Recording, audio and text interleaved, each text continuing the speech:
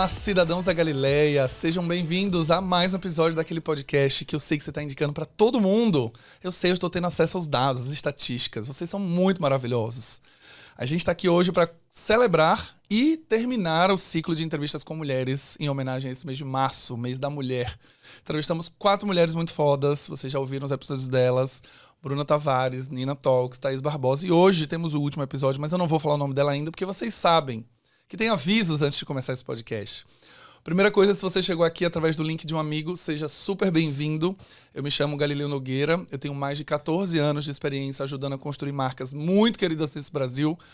Hoje atuo como consultor, tenho minha própria empresa, tenho curso e tudo mais. E a ideia desse podcast é justamente trazer as minhas vivências como profissional, as minhas referências, os meus erros e acertos para te inspirar, como também trazer convidados para que eles contem os erros e acertos e coisas legais para nos direcionar e fazer as nossas estratégias serem mais ricas. Então, se você chegou aqui, no final do episódio eu vou te lembrar que se você gostar dele, não esquece de dar aquelas 5 estrelinhas no seu player favorito que você estiver ouvindo. No YouTube você vai dar aquele joinha, claro que você já sabe, e você mandar para pelo menos 3 amigos. Fica tranquilo, no final do episódio eu te lembro de fazer tudo isso, porque eu sei que agora é muita informação. Uma outra coisa, se você está me ouvindo através do Spotify, saiba que agora também temos a versão em vídeo no YouTube. Então, se você gosta de assistir videocasts, já estamos agora prontíssimos para isso acontecer. Se você quer me seguir e assistir o episódio, youtube.com/Galileu Nogueira. Sim, tem um /, porque o YouTube inventou essa palhaçada de botar uma arroba no meio do username. Então procura lá por Galileu Nogueira no YouTube que você vai encontrar. A gente tem episódio novo toda terça-feira, 12h30. Sobe no Spotify, sobe no YouTube, e aí você pode acompanhar em vídeo, em áudio, do jeito que você gostar. Beleza? Último aviso antes de apresentar a minha convidada, lista de espera para a turma 10 da Imersão BDP. Já estamos com a lista de espera aberta. E essa versão está confirmada para ser ao vivo, presencial em São Paulo, em julho de 2023. Então já junta suas moedas, já vai dando uma olhada em hotéis, já vai dando uma olhada em passagens, porque vai ter. E a gente vai ter uma edição muito legal. Vai ser a edição histórica da celebração da Turma 10. Turma 10 de um curso que começou 2 anos atrás, na pandemia, e hoje já soma mais de 570 alunos formados e com carreiras incríveis, de marcas muito legais que passaram por aqui. Então, se você quer colocar o seu nome para receber informação em primeira mão e também receber descontos para se inscrever em primeira mão, acesse galileunogueira.com/BDP, branding, B de branding, D de dado e P de perto. Coloque seu nome na lista de espera, não farei spam, é simplesmente para a gente saber que você está a fim de receber uma comunicação. E aí, assim que a gente vai chegando nas vendas, você vai receber em primeira mão a matrícula com desconto. E aí depois a gente abre para o público geral no Instagram e aqui no podcast, beleza? Bom, sem mais delongas, vamos à minha convidada de hoje. Minha convidada de hoje é uma amiga pessoal, que a gente já se conhece há pelo menos uns 8 anos, 7 anos. Ela é nordestina de Aracaju também, como seu host aqui. Tem gente que acha que eu não sou de Aracaju, vocês estão achando? Só porque eu moro em São Paulo tem 12 anos? Eu sou de Aracaju, e a Carola também é nordestina de Aracaju, mas já morou em João Pessoa, na Alemanha, em Brasília, em São Paulo, e hoje está no Rio de Janeiro. É uma mulher andante, Tem mais de 15 anos de experiência em comunicação, em marketing digital, em marketing político, já foi gestora de marca também, e já passou por algumas coisas, já passou por agência, já foi Ogilvy, já passou pela Soco, hoje está na Globo, como gerente de ativação na TV Globo. Então, a gente tem uma mulher aqui incrível para celebrar essa última entrevista das Mulheres Fodas. E o tema do episódio de hoje é um tema super legal, que ela, como gerente de ativação, vai falar com a gente. E também, por participar de alguns movimentos, a gente vai falar sobre construção de marcas que incluem diversidade. Construção de marcas que tem, de fato, a sua veia ali de Diversity and Inclusion, o D&Y, como as pessoas falam, né? Diversidade e inclusão. A gente vai bater um papo sobre isso, vai ser super tranquilo. Eu quero muito saber como que ela, ativando os seus produtos no dia a dia do seu trabalho, consegue garantir que esse olhar ele sempre vai estar presente ali. Carola, seja bem-vinda ao Branding Tudo Podcast. Oi, gente. Muito prazer em estar aqui. Eu sou super ouvinte desse podcast, adoro. Eu também já participei do curso. Então, assim, amo. É bom estar aqui com vocês. Muito bom, Carolinha. Vamos falar sobre um tema que eu escuto bastante, né? Eu já tenho ouvido muito sobre diversidade e inclusão. Eu acho que a gente já passou por um momento que esse tema está em alta. Eu acho que ele já até saturou um pouco, porque a gente está ouvindo muito sobre ele, mas não é ruim ouvir muito sobre isso. Mas a gente tem ouvido muito esse tema como quase uma cartilhinha, né? Tipo, temos que fazer diversidade e inclusão porque é bom para a marca. eu queria ouvir de você. Você que trabalha com marcas, já trabalhou em agência, já trabalhou, agora está trabalhando na TV Globo, mas já trabalhou com marcas, com anunciantes, já esteve em marcas também, já foi agência. Como que você vê o ponto dessa questão das marcas serem diversas? De fato, o que é uma marca ser diversa para você nesse papel hoje? Perfeito. A gente vê aí, né, no último ano, o termo ESG aumentou cerca de 5 vezes nas buscas, de acordo com a consultoria McKinsey. Mas o que a gente percebe é que, assim, parece uma moda, parece uma onda, mas não deve ser, né? Porque é sobre pessoas. A gente está falando, quando a gente entra no cenário brasileiro, a gente está falando de um país que tem 56% da população negra. Então, não é para ser um hype, uma onda. A gente tem que entender mesmo, já passou da hora da gente entender como é que a gente fala com essas pessoas, como é que a marca se conecta com essas pessoas de maneira mais aprofundada. Então, muitas marcas, muitas empresas pensam que eu vou ser diverso, vou estipular uma meta de contratações e isso vai ser suficiente, mas não é. Não é esse o caminho, não é somente esse o caminho. Apenas metas de contratação, elas não resolvem a questão da diversidade dentro das marcas, dentro das empresas, que, claro, estamos falando de quadros de pessoas que pensam, que constroem essas marcas. Então, só ter meta de diversidade não é suficiente. Você vai ter aí um processo de... Você vai ter uma adesão de pessoas nesse sistema, mas você não vai ter um processo de inclusão. Inclusão é uma camada adiante, né?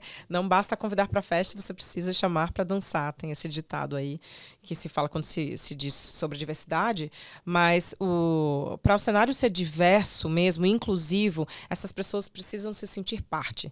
Elas precisam se sentir à vontade para também contribuir, para serem ouvidas. Então, um ambiente inclusivo e diverso, ele precisa também de uma ação, né? Envolve uma energia ali. Você precisa ter canais de ouvidoria que realmente funcionem, né? Para que as pessoas possam falar, elas possam se sentir confortáveis. Precisa existir um processo de desenvolvimento dessas pessoas e retenção. Essas pessoas que são chamadas, né, inseridas nesse processo, precisam sentir que elas têm as mesmas possibilidades de crescimento, que elas têm uma possibilidade de construir uma carreira nesses lugares, né? E aí uma coisa que eu acho super legal da gente ver, Carola, você falando sobre dar o lugar e essas pessoas de fato participarem desse processo, que eu quero trazer mais para a comunicação também, que é justamente o campo que a gente atua, é que eu vejo que as marcas já entenderam que precisam, porque a gente está vivendo uma pressão até social mesmo, como sociedade, a gente está vendo a sociedade já cobrando das marcas, questionando as marcas, indo atrás. Era um movimento que até um dia desses a gente aceitava. Né? Eu cheguei a falar, acho que num dos episódios, a gente como universitário aprendeu que a publicidade ela era aspiracional. A gente tinha que retratar uma imagem para que as pessoas perseguissem aquela imagem e se sentissem quase como se fosse aquela pessoa. Então, no marketing dos anos 90, né, os anos 80, 90, era isso. Vamos colocar a Gisele Bündchen no comercial da Pantene porque eu quero ter o cabelo dela. E aí a gente muda para 2020, 20, 19, 18, e a gente fala, não, eu não quero ter o cabelo da Gisele, eu quero ter o meu cabelo. Mas eu quero que seja o cabelo mais legal de todos, bem cuidado, bonito, mas eu não quero ter o dela, eu quero ter o meu. E aí eu vejo, Carola, que algumas marcas já entenderam isso, mas elas entenderam isso só na comunicação. Então, assim, legal, tem na publicidade, tem o comercial, representa, né, a pessoa vê na TV, muito bom. Mas e o resto das iniciativas? Então, eu acho que é um pouco do que você trouxe, né? Não só o fato da gente ter na comunicação, mas a gente tem outras iniciativas que a marca também vai promover, né?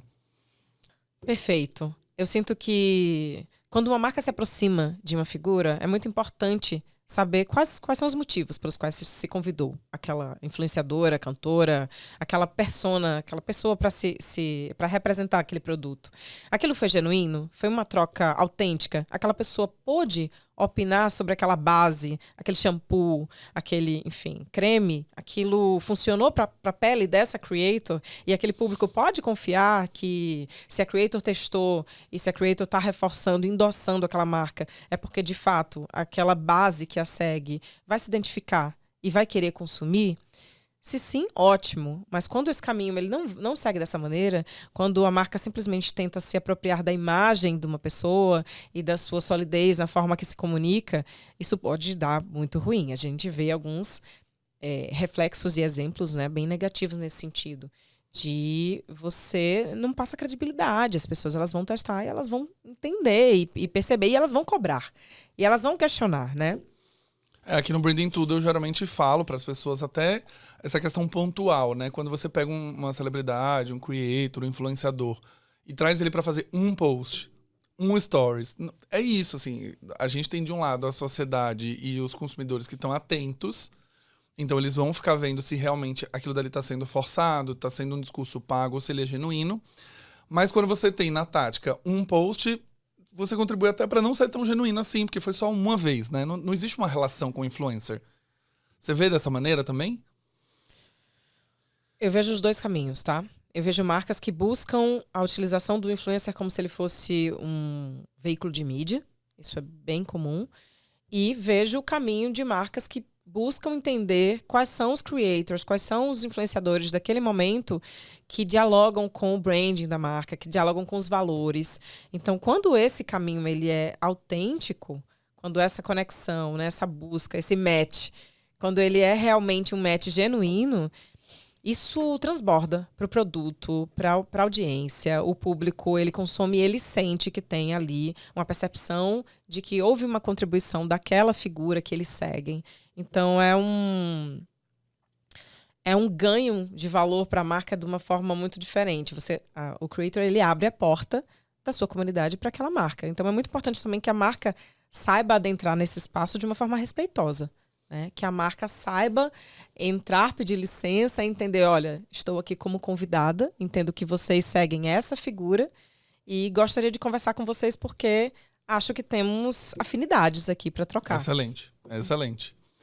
Esse é um caminho de que quando a gente vê as marcas entendendo esse processo, fica muito mais fácil. Muito. Né? Quando a gente como consumidor, inclusive, você fala, ah, que marca simpática, né? Ela veio, quis ouvir, trouxe um espaço para discussão, ela criou em cima, ela fez com alguém. Não é simplesmente a marca ditando. Só que aí eu queria puxar um ponto. Voltando para que a gente estava falando sobre diversidade e inclusão, eu acho engraçado, porque a gente está aqui conversando sobre um tema que já está instalado na nossa cabeça. Então, quando a gente vai... Né, o creator abriu a porta da comunidade dele para que eu, como marca, entre e eu quero entender o público dele. Isso parte de um pressuposto que eu quero entender, eu entendo que é um público diferente, eu entendo que tem outras necessidades, eu entendo que talvez seja um recorte que a gente não fala, eu entendo que a empatia nesse processo é necessária, mas a maioria das pessoas pode não entender. No dia a dia de trabalho, tá correndo ali, tá fazendo uma ação e nem se tocou algumas vezes que ela não tem o famoso lugar de fala, ou a coisa do tipo, eu tô fazendo sim com o influencer preto, tô fazendo uma coisa legal, mas às vezes não tá explorando o melhor potencial, não tá dando esse ouvido. Como que você vê, eu sei que você participou de alguns grupos de afinidade, inclusive, né, dentro das agências, dentro da Globo, agora eu sei que você participa de um deles. Como que você vê esses grupos ajudando as marcas também? Eu tive algumas experiências, conto daqui a pouco pra vocês, segura aí, que os grupos me ajudaram muito. Porque, de novo, o meu viés ele já estava ali reto, né? Eu passei reto, não vi. E os grupos me puxavam e falavam, opa, mas eu não vou contar ainda, deixa a Carol falar. Os grupos de afinidade, eu acho que eles são uma parte muito essencial quando se fala de implementação de processo de diversidade nas empresas, né? É importante que as empresas endossem, incentivem a formação de grupos de diversidade e grupos de afinidade. Porque esses grupos eles estão lá para que as pessoas se conectem acerca de um tema de interesse e que elas se sintam seguras ali para trocar. Então, acho que quando a gente está falando de construção de marca e de branding, principalmente, né? Porque existe esse olhar também de marcas, algumas mais consolidadas, mas também algumas mais conservadoras, o olhar de que o branding é uma camada externa, e não deveria ser, não tem como ser, né? Um grupo de diversidade, ele consegue identificar muito rapidamente se aquele produto, se aquela campanha, se aquela ação, se aquela proposta ou se aquela temática que a gente está pensando em trabalhar numa campanha, por exemplo, se faz sentido. Porque aquelas pessoas estão ali reunidas não porque elas estão lá para aprovar uma campanha ou para ter ideias geniais. Elas estão lá também para trocar sobre como o recorte, né, seja de gênero, de raça, como ele interfere na vida delas naquele momento, naquela empresa. Então, se você lança uma campanha, ou se você chama essas pessoas e pergunta, você acha que esse batom, a gente consegue levar esse produto para o norte? Faz sentido levar esse produto para o Nordeste com essa campanha? e as pessoas desse grupo elas vão dizer, olha, dentro da minha percepção, sim, porque temperatura, porque sim, porque assado. Ou então elas trazem a sua própria perspectiva, né? Eu sou uma mulher nordestina no Sudeste. Então, os grupos de diversidade, de afinidade, foram também o meu passaporte para entrar na publicidade, né? Eu me senti acolhida e bem-vinda através dos grupos de afinidade por onde passei. Esse foi o caminho que eu me encontrei para me sentir mais confortável nesses espaços, né? Quando eu encontrei o Núcleo Negro, o Eixo Benguela, ajudei a compor com um time incrível na OGV, que foi minha primeira passagem por São Paulo, foi lá que eu entendi como a troca, né? Existe a diversidade dentro da diversidade. Né? Não dá para você achar que todo núcleo negro vai pensar de forma idêntica. Todo núcleo de gênero, todo núcleo de mulheres, todo núcleo LGBT vai pensar de forma idêntica, vai concordar com as mesmas pautas. Não vai. Então, é muito importante entender que, assim, esses grupos existem para que a gente perceba, estamos comunicando o produto de determinada maneira, mas quando eu levo para esse grupo me diz, olha, essa linguagem aí não está adequada. Olha, não é dessa maneira que pessoas do Nordeste falam. Olha, não é dessa maneira que a gente utiliza esse produto, inclusive, é que a gente chama esse serviço, que a gente faz essa solicitação. Os grupos de afinidade, para quem está ouvindo pela primeira vez o termo, são grupos que, aqui em São Paulo, pelo menos, já está sendo bem comum dentro das empresas, que são grupos de pessoas que estão unidas ou estão girando em torno de alguma causa ou algum território. Então, dando um exemplo prático, quando eu trabalhava na 99, a gente tinha um grupo de afinidade chamado 99 Cores, que era voltado para o público LGBTQIA+, o 99 Afro, que era voltado para pessoas pretas, e a gente tinha o 99 Mulheres, que era um grupo de afinidade para mulheres, independente se tinha cargo de liderança ou não. Esses grupos de afinidade são iniciativas geralmente bem particulares, assim, as pessoas que querem se voluntariam, elas participam mesmo porque elas gostam. E esses grupos, eles são incentivados pela própria empresa para mobilizar também algumas pautas, que algumas vezes o time de pessoas, o time de cultura não está enxergando. Então, quando a gente, por exemplo, eu participava do 99 Cores, e o 99 Cores era responsável por organizar a Semana de Visibilidade Trans, a Semana de Visibilidade Lésbica. Era uma iniciativa do grupo de afinidade. Só que tem um ponto, que foi esse ponto que eu perguntei para a Carola, que é quando você consegue fazer com que esse grupo de afinidade seja mais do que um organizador de eventos, ou seja, mais do que só o grupo que representa uma população ali dentro.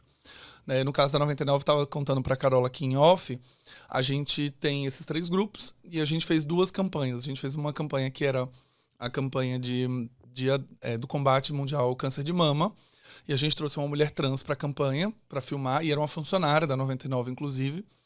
E foi muito bacana, porque quando a gente trouxe para o grupo de afinidade do 99 Cores, a gente deu voz à pessoa trans para ver o comercial em primeira mão, para ela trazer o feedback, para a gente mandar para a agência, falar, olha, isso aqui eu acho que ficou, essa cena pesou, esse texto aqui ele tá um pouco carregado, a gente pode trocar essa palavra por essa, porque a gente deu voz àquela pessoa para falar do que ela vê. Quando a gente fez uma segunda campanha, e aí essa eu contei pra Carola também, eu já contei um episódio aqui, eu acho que são os meus erros em branding, o nome do episódio, que foi uma campanha da 99, que a gente não tinha representatividade de raça. A gente simplesmente tinha pessoas brancas em toda a campanha, muitos figurantes, muitas pessoas, e todas eram em sua maioria branca. E o grupo do 99 Afro me chamou para conversar. Né? Olha, deixa eu te dar um toque. A gente acabou de ver o filme, na próxima envolve a gente, traz a gente para cá. Quando for fazer o casting, leva alguém do 99 Afro para te ajudar a fazer o casting. E aí a pessoa que me explicou, Bárbara maravilhosa, ela teve toda uma paciência que ela não precisava ter, né? Eu entendi isso depois, mas na época ela toda uma paciência de falar sobre o olhar seletivo, sobre o viés que a gente já tem, né? Eu, como pessoa branca, vou acabar me identificando com outras pessoas brancas naturalmente.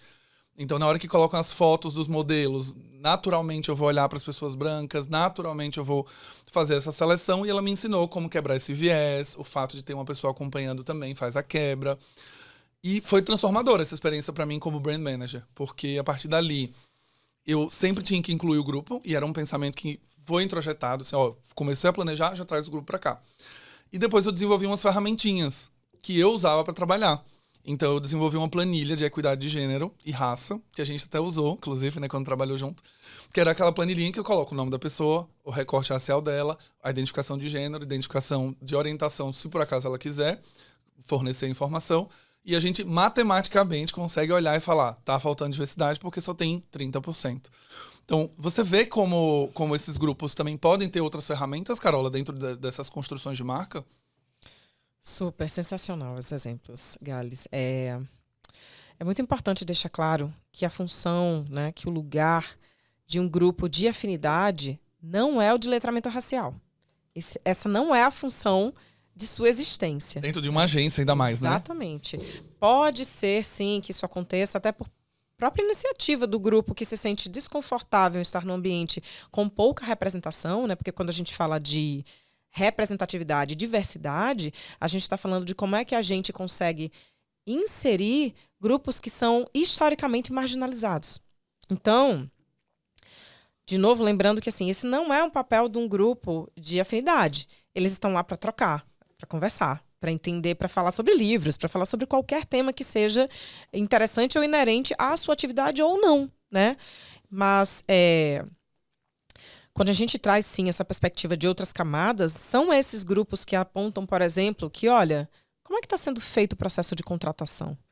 Né? Por que que uma empresa nacional, né, que tem fornecedores no Brasil, exige inglês?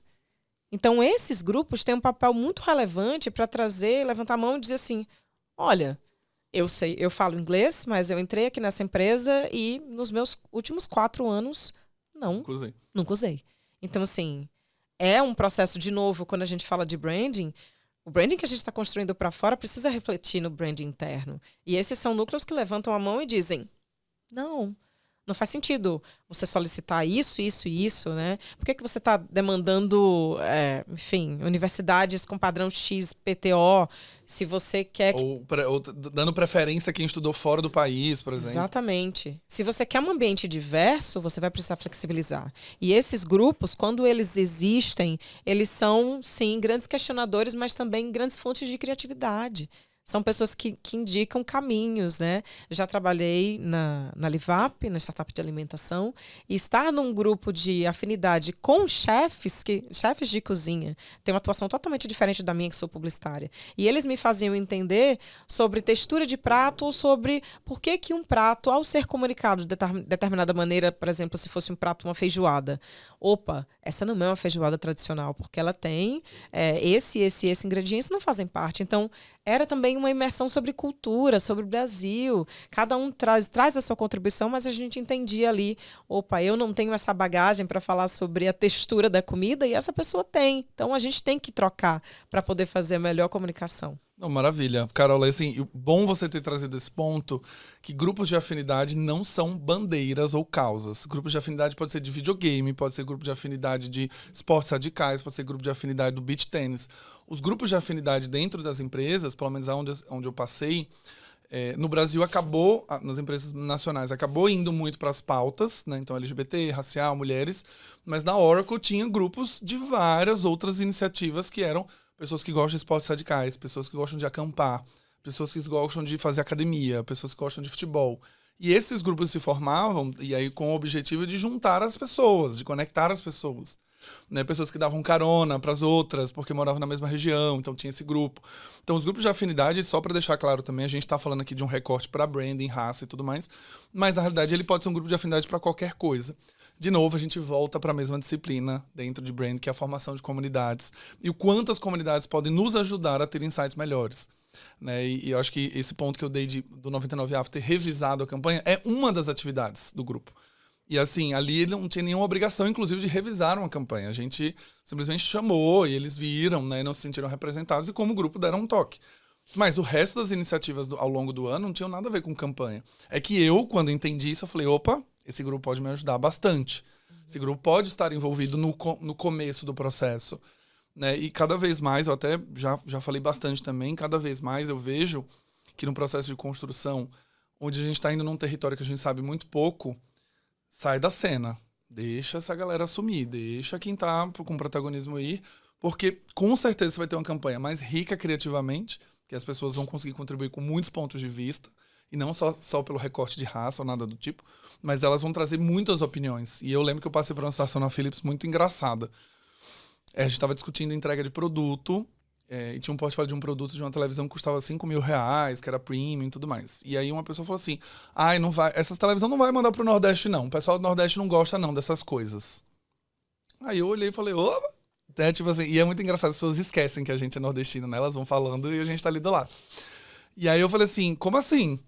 Aí ela falou, não, mas é que se eu mandar essa televisão pro Nordeste, vai encalhar, as pessoas de lá não compram, não.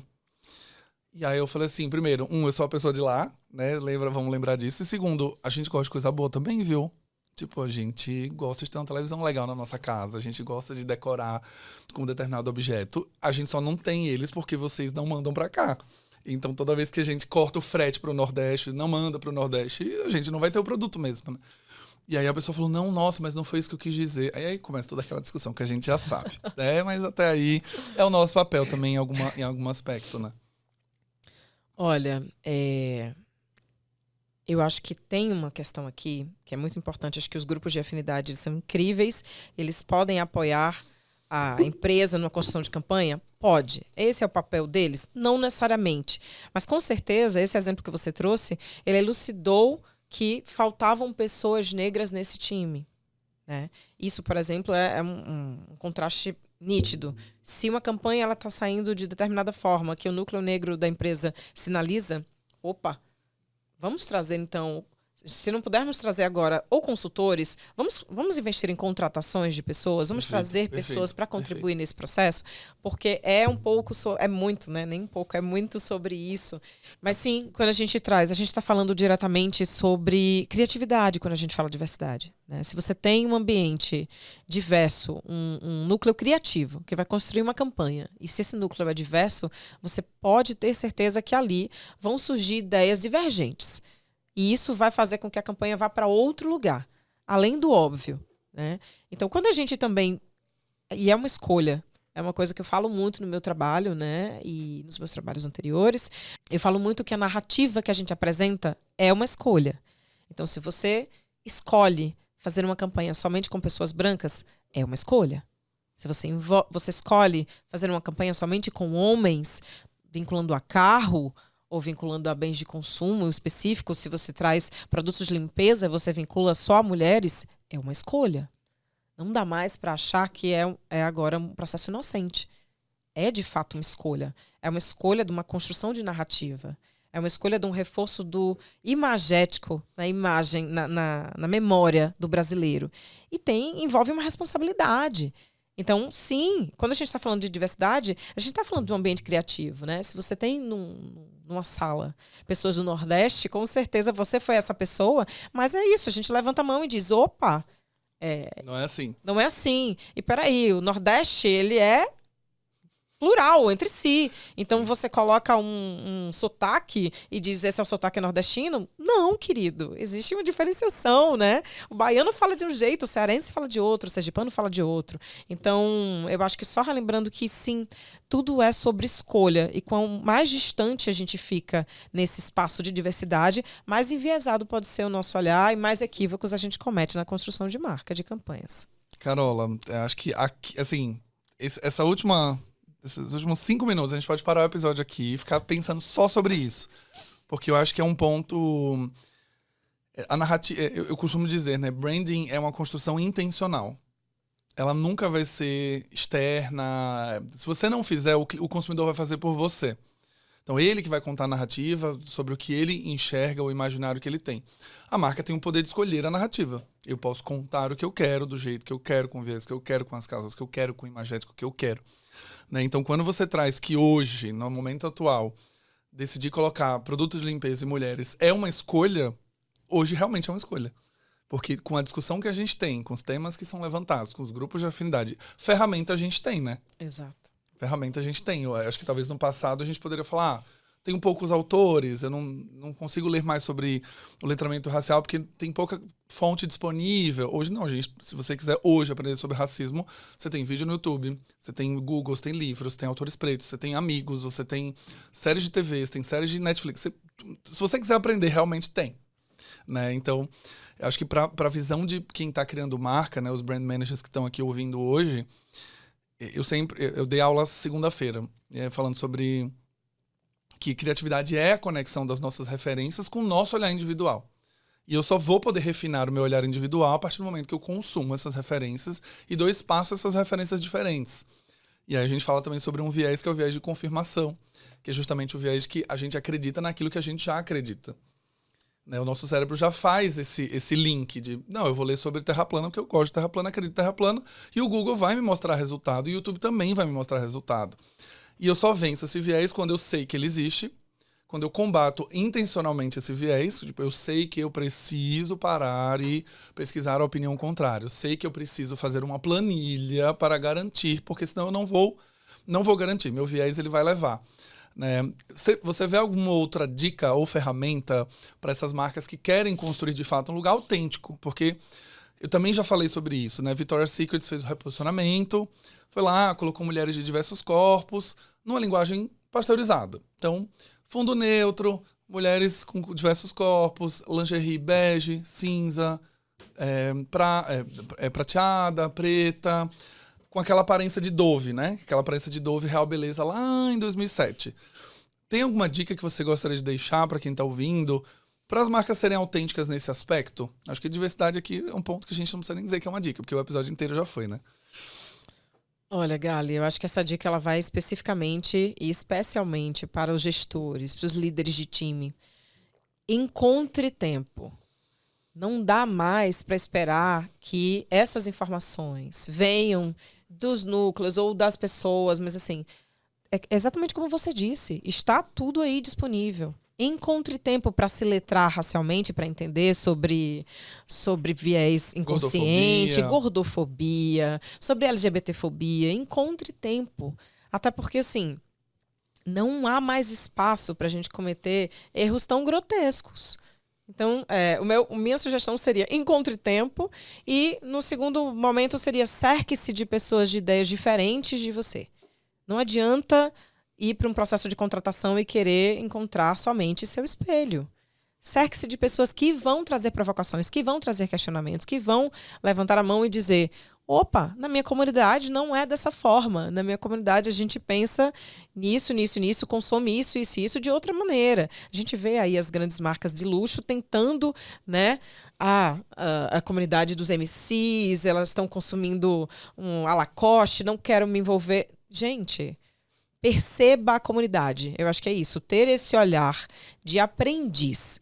É preciso continuar curioso, ter um olhar de aprendizado, não achar que já sabe de tudo. Não sabe de tudo. E tudo que você sabia está mudando o tempo inteiro. E as comunidades estão aí para provar que, olha, se você achava que suco de saquinho era para ser consumido de determinada maneira, o jovem está consumindo de outra. Se você achava que uma meia calça, se um óculos e um relógio caro ia ser consumido por um homem branco, 50 a mais, vem aí uma garotada 25 anos do hip hop dizendo que não, eu tenho poder de compra e eu vou comprar e eu vou consumir e a minha galera vai entender que código eu estou passando quando eu uso esse óculos e esse relógio. Gente, pega essa dica, volta aqui, ó, clica no voltar. Escuta de novo essa dica, anota no seu caderno. E eu quero complementar a dica da Carola. O olhar de aprendiz é o olhar de conhecimento e aprendizado, não é o olhar da desculpa. É que eu tô aprendendo agora, que eu não tô sabendo. Não é esse. O olhar de aprendiz é o olhar intencional de falar: quero saber sobre o assunto, encontrei tempo, vou me cercar de pessoas, livros e literatura, o que seja, para aprender. Porque você tem sede de conhecimento, você gostaria de entender mais sobre o tema. Não é o olhar de aprendiz de, ai meu Deus, ai a marca fez isso, ai que pena, vamos sentar aqui num fundo branco com a camiseta branca falando desculpem, desculpa quem se sentiu ofendido, vocês que ouviram e acharam que talvez... Então não é esse olhar, tá? E a outra... Fala.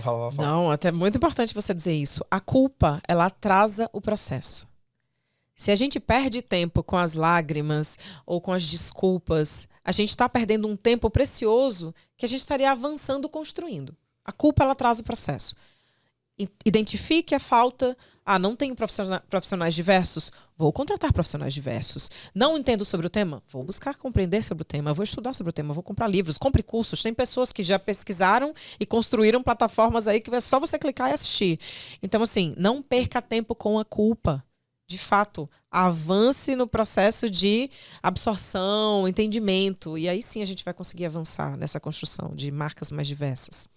Perfeito, perfeito. Antes de a gente encerrar o episódio, já que falamos sobre Lacoste, pesquisem sobre o case da Lacoste. O case da Lacoste com os MCs brasileiros, os rappers brasileiros. É um case muito legal de uma marca que errou muito e entendeu. E ela foi lá e refez todo o posicionamento e hoje ela está mais próxima de acertar. Não quer dizer que ela acertou, mas ela está bem mais próxima. Um spoilerzão para quem não acompanhou esse case. A Lacoste, ela é muito mencionada dentro da comunidade do trap, dos rappers, da população negra, periférica. A gente tem esse recorte na música. Existem músicas que mencionam, existem clipes que eles estão usando roupa, etc. E a Lacoste deu uma declaração que ela não queria se associar. Que o produto dela é para o jogador de tênis, branco, lá, americanão e etc. Que para o Brasil, ela não queria se associar. A questão é que, se eu não me engano, tinha visto, vou dar uma olhada depois, coloco no link na descrição, o Brasil era o segundo maior mercado da Lacoste no mundo em relação ao consumo. E o consumo não era por essas pessoas brancas, bonitas, elitizadas. Não, era justamente por a comunidade do trap que consumia muito esses produtos. Quando a marca falou sobre isso, rolou todo um escândalo. A marca foi muito criticada. E aí ela olhou e falou, vem cá, deixa eu entender o que aconteceu aqui. E ela, no Brasil, começou a trazer os rappers, começou a trazer os trappers, começou a trazer garotos propaganda. A marca levou 2 deles para assistir desfile em Paris. E começou a, de fato, estar próximo da comunidade. Assinou alguns pactos, enfim. Ela entendeu. E é um case muito legal. Muito, muito legal. Pesquisem sobre ele. Eu vou deixar o link aqui do que eu achar para vocês já se inspirarem. Carolinha, eu quero te agradecer demais. Acho que o episódio ficou muito rico. Você trouxe depoimentos que contribuíram com muitos pontos de vista que eu não tive quando eu estava olhando sobre isso dentro da 99, sobre os grupos de afinidade. Obrigado por ter me ensinado também algumas coisas aqui, outras coisas terem me feito questionar a maneira como eu penso, que eu acho que é justamente o papel do podcast. Quando a gente traz convidados com outras visões, outros pontos de vista, a gente evolui junto. E não só eu evoluo, mas como cidadãos da Galileia que estão ouvindo aqui, evoluem junto também. Muito obrigado. Eu que agradeço, foi um prazer estar aqui, prazer sempre conversar com você e conversar com essa galera aí, com certeza está ouvindo. E, por favor, podem mandar perguntas, podem trocar, mandar comentários. Onde te achamos? Onde me acham? Vocês podem me encontrar no Instagram com Carola, @CarolaOliva, no LinkedIn com Carola Oliveira e nas outras plataformas também, sempre com Carola Oliveira ou Carola Oliva. E, enfim, vamos nos conectar e trocar e aprender juntos. Muito bom, manda DM que a Carola vai responder. Mas talvez ela demore a responder um pouco, né? Tem um SLA aí, viu, gente? Tem um SLA aí de 48 horas, porque lota a caixa de mensagens, enfim, é isso. Então, Carola, muito obrigado e nos vemos em breve. Logo menos teremos mais episódios para falarmos de outros temas. Depois eu quero que você volte para falar um pouquinho sobre TV Globo, para falar sobre ativação de novelas e programas. Hoje a gente está em um episódio um pouco mais temático, mas em breve eu quero que você volte aqui com resultados, inclusive com dados. Quero que você traga mais coisas. Bom, se você gostou desse episódio, lembre de dar 5 estrelinhas no seu player favorito. Spotify, Apple Podcasts, Deezer, onde você estiver ouvindo. Quando você dá 5 estrelinhas, o player entende que esse episódio é relevante, entende que esse podcast é relevante e passa a distribuir para mais pessoas no feed, mais pessoas na home. Então faz isso. E se você também continuou gostando desse episódio e quer que mais pessoas consigam entender sobre diversidade, construção de marca, tudo num bolo só, manda esse link para pelo menos 3 amigos para que eles possam aprender. Vocês sabem que se vocês não mandarem, vocês perdem um passaporte de cidadão da Galileia e o conteúdo é bloqueado. Vocês não vão conseguir mais me ouvir, não vão conseguir mais ver nenhum podcast meu, nada. Então renove o seu visto, mande para 3 amigos e a gente se vê na próxima semana, tá bom? Um abraço e vejo vocês no próximo Branding Tudo Podcast.